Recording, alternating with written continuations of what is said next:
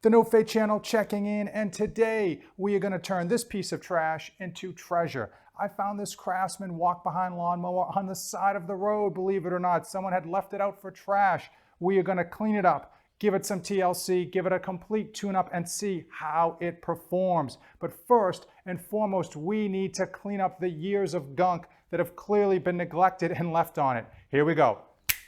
It is clear this Craftsman lawnmower has never ever been maintained or cleaned. There was just so much gunk and dirt here, but also I even had to remove this cowl and cleaned out just the globs of it underneath the lawnmower. For nothing else, it wasn't helping the lawnmower's performance to have all that dirt caked up in there. So that's done. Here is everything we are going to need in order to tune up our lawnmower. First and foremost, probably the single best thing you can do for your lawnmower is to replace the spark plug. Costs anywhere between $1.50 and $8. I'll put an Amazon link below to spark plugs in general.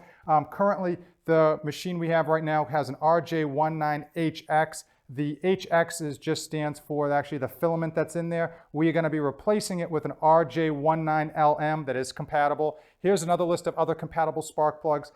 There's even more than this. Many spark plugs, especially for the lawn tractors, are compatible with one another, and there's not much difference in terms of the actual spark plug themselves. Most common people will not even notice the difference. The HX is supposed to be quicker and easier to start, but we're going to go with the LM because it is cheaper and I have it on hand.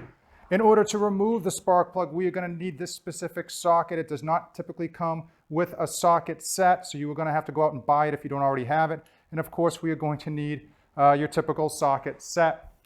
We are going to need an oil pan in order to actually collect the old oil.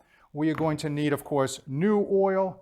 I have a funnel just to make pouring the new oil a little bit easier. Also, we are going to be needing an air filter. When doing a tune-up on a lawnmower, I prefer to actually have the gas completely empty. Reason being is when we actually tip this over to take the oil out, we don't want the gas to leak everywhere, and it may. Also, I don't know the age of this gasoline, and I want to make sure I'm putting in fresh gas in order to make sure that it's going to be running at peak performance. Again, that old gas is just so detrimental to the actual running of the engine. So we're going to just pour this gas out and collect it. All right, just the right size, lucky me. We're not going to put any new gas in there until the very last step. Again, we don't want it to be tipping over or pouring over when we're doing our other work. Now that the gas is out, I'm going to drain the actual engine of oil. And we want to collect this oil and repurpose it by recycling it. And in your AutoZone, a lot of your automotive dealership places will actually collect it. They tend not to like to, but if you look at their website, they will collect it, and it can be, at the very least, recycled. The gasoline is out. The oil has been drained. Those won't be replaced until the very end, right before we start this bad boy back up. But right now it is time for the spark plug. On this Briggs Stratton engine, it is located here in the front. As you can see where my finger is, you simply remove this cap like so. And again, you can see the dust and the buildup. You can see that it hasn't been replaced at all since it's been probably purchased, which is why the person thought it was bad enough to leave it on the street. More than not, the stuff when you see lawnmowers on the street like this, they're such simple engines. All they need is some TLC, a few dollars in parts, and they are good to go. So we're going to use our spark plug socket, and we're going to put it on like so, and we are going to remove it. I would just say when removing something this old, just to be cautious, you want to go slow and steady. You don't want to just kind of use too much force because it might be pretty brittle. Yeah, that came out real easy.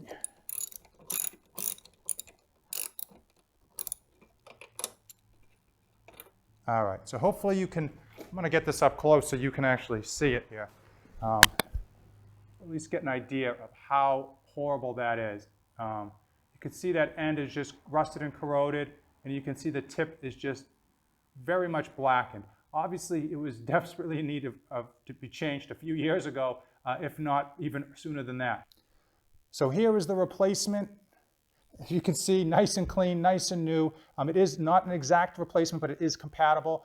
Definitely check your owner's manual, check online for compatibility. With lawnmowers, most of the spark plugs are compatible or interchangeable, but just double check to make sure. But again, I don't necessarily know if there's a huge performance bonus on these machines if you go with the more expensive ones versus the cheap ones.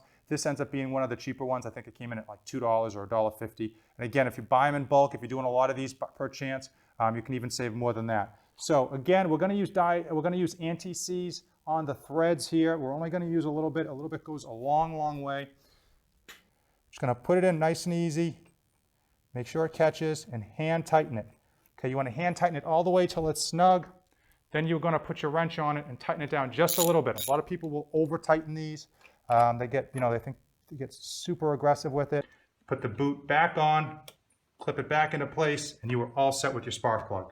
This blade is in absolutely horrible condition, as you can see here and here. It really needs to be replaced. For the sake of this video and for the fact that this is going to be a backup lawnmower for me, I'm going to do my best to basically even this off and grind it out in order to make it sharper and make it perform better. I've got my heavy duty grinding wheel here, and then I've got a smaller Dremel here to kind of hopefully feather it off. Moms, dads, guys, girls, wear eye protection. Even when you don't think you need it, even when you're doing something that doesn't require eye protection out in the yard or on a vehicle or any type of maintenance, put the eye protection on. You're going to be glad you did.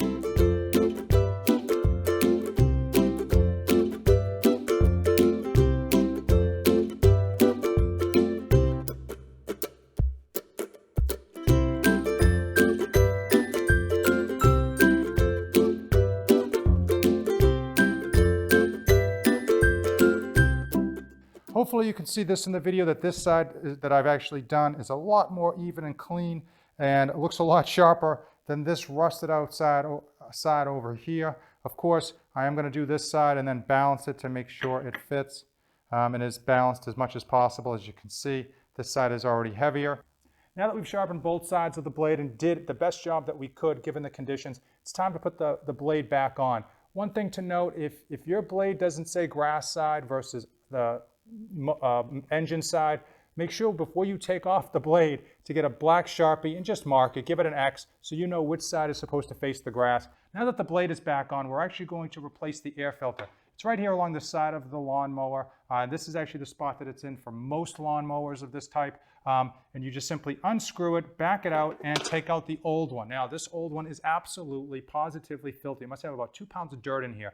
Sometimes you can get away with simply vacuuming them out. If it's only been a year or two and they're not that dirty or damp, you can simply just vacuum them out and put them right back and kind of a poor man's version of a cleanup. But in this case, not something we would ever want to replace, clean up and try to put back in.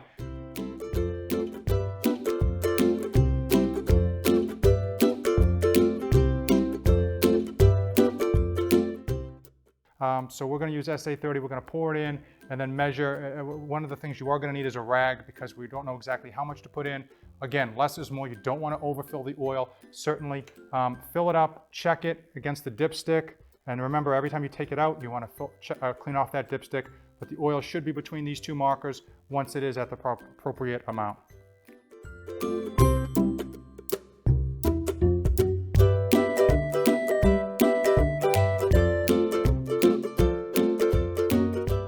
Here's the final moment of truth if we see how this thing runs. Hey, if you came this far in the video, give it a like, hit that subscribe button. If you have any questions regarding engine tune-up, drop them in the comments below. Remember, I found this on the side of the road, caked in dirt and never been touched. Let's see how it runs.